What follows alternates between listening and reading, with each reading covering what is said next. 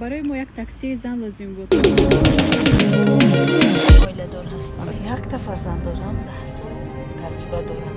مردم بسیار نارم های میکنن. چند تاش عاشق میشد. من همین قضیه فهمیدم که باید تاکسی اولین که گیران میکنید مردها بسیارش یکی نگاه کر مازه این سانوکتی نمیرم. نگاه کردم 70 سال شده است و من کشتم گفتم این رفت. شاید نیمان و خفه کرده روان کردن مرداشون نمیخوان که شفیاری مرد باشد، همه زن باشد همه خیلی سانوکتی نمیرم گفتم من اوجه شون دوستیم گاهی من کردن چرا دستشون سوزاندن. همسایه میگفت که این بیروها شده که او توفم است.